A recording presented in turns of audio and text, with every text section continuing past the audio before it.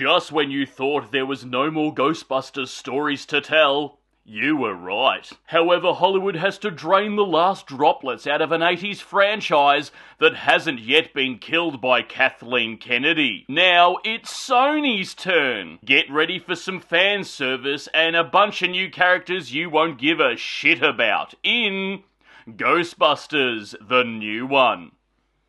Hello there, you loose units, and welcome back to another episode of Spicy Boy Reviews. I'm, of course, your host, Andrew Iles. That's right, the new installment of Ghostbusters. This time, Jason Reitman not coming back to direct this one, but choosing to help write the script. And by write, I mean mashing a bunch of ideas together and hopefully there's a movie in there somewhere. This installment is directed by Gil Keenan, known for directing Monster House, the Poltergeist remake, and A Boy Called Christmas. We meet the Spengler family from the last film, Ghostbusters Afterlife, and we pick up where we left them from that film. Living in the New York Ghostbusters firehouse and hunting down ghosts on a daily basis. Wait a minute, what?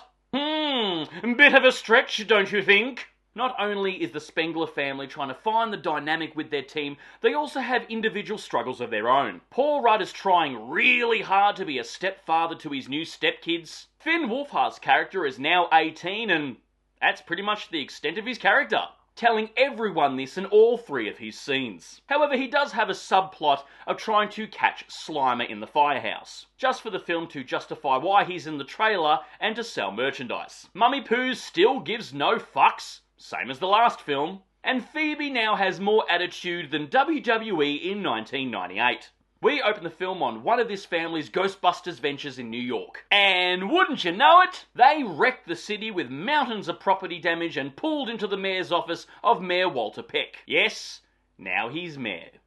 And he gives the Ghostbusters a stern warning and sidelines Phoebe because she's a minor. But Phoebe's having none of it! She shows them all and stick it to the man by befriending and possibly developing a slight crush on a female ghost.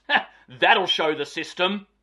I wonder if by the end of the film they'll figure out that Phoebe was the bestest of them all and she'll end up saving the day with some genius plan. There is also a new character here played by Kumail Nanjiani who tries to sell his grandma's ancient items for a quick buck. And Ray Stantz is all over it, making the PKE meter go ballistic. This item just so happens to be a brass sphere that seems to hold some ancient evil. Will this evil end up communicating with all the spirits in this realm of Earth and try and create an army of the dead and try and take over the whole entire universe by having a laser beam in the sky? I don't know. Watch the film and find out. It's all pretty simple stuff really, but this is an 80s franchise, and the old legacy characters from the original films, this film respects. It leaves them rest in the past, leaving them alone, not drudging them up for cameos, and honouring their legacy.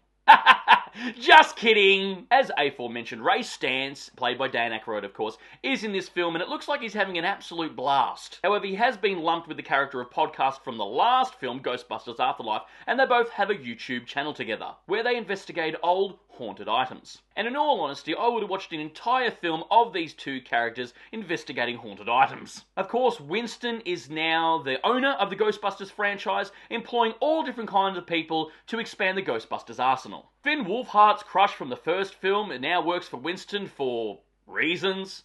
Janine shows up to tickle those nostalgic balls. And of course, Peter Venkman, played by Bill Murray, shows up for a cheeky cameo and a paycheck. And he's in the film for about 5 minutes to remind us of a better movie. In this film, there's not a hell of a lot of ghost busting going on, but you know, honestly, that's okay. It's honestly more interesting having the team investigate what this pending threat is. And by team, I mean Dan Aykroyd. It's clear that Dan Aykroyd is having an absolute blast in this film. And he, along with the character played by Kumail Nanjiani, are both the best characters in the entire film. Paul Rudd is Paul Rudd. I mean, the guy is solid. I don't think he ever gives a bad performance. And he's just so damn likeable. But in all honesty, I don't give a shit about this Spengler family. I struggle to understand what Paul Rudd's character sees in the mum Carly. I mean, nothing against the actor Carrie Coon. She does fine. She's just given nothing. And her whole character for the last film and this one is mother that doesn't give a shit. If there is a lead in this over-bloated cast, it is clearly the character Phoebe, played by McKenna Grace. But honestly, the character of Phoebe is very unlikable. She's this snotty little genius who pretty much causes most of the problems for the plot, and then kind of swoops in at the end to pseudo-save the day, even though she's fucked up for the entire film, mistake after mistake after mistake, and hasn't learned anything from them. I smell modern feminism. I will say that the villain is pretty good, albeit ham-fisted in the last 20 minutes, and you could tell the film was heavily inspired by the 80s cartoon.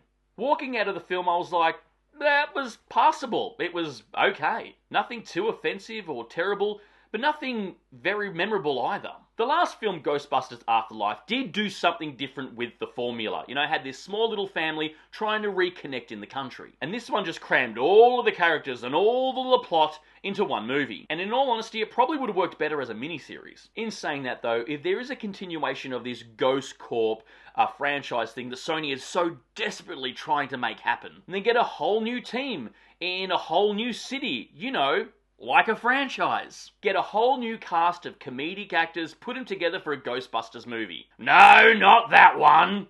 Paul Rudd works for me. He's fine. He is a Ghostbuster. He's a science teacher that straps on a proton pack, even though he doesn't do any science in this film and is made out to be much dumber than Phoebe. But whatever. Kamal Nanjiani, he's great. He could easily be a Ghostbuster. Bill Hader, perfect casting to be a Ghostbuster. And fuck it, cast Aubrey Plaza to mix up the dynamic. She deserves better opportunities and material in Hollywood. Make her a Ghostbuster! Anyway, this film, along with Ghostbusters Afterlife, the previous one, feels more of a spin-off than a sequel. Yeah, the film was kinda pointless, honestly. And I don't think I laughed once in the movie. That's not a good sign. Anyway, guys, that's my cheeky little review of Ghostbusters... What's the name of it again? The Frozen Empire. Anyway, guys, write down below if you've seen this film. What are your thoughts on it? But more importantly, who is your favourite Ghostbusters character? And yes, cartoons are included. And of course, if you've made it this far into the episode, please give me a thumbs up because your love and support keeps me going because I just love movies and I assume you do as well. And of course, hit that subscribe icon because I give it an episode weekly and I'll see you back here next week for the next review. And until then, stay spooky, kids.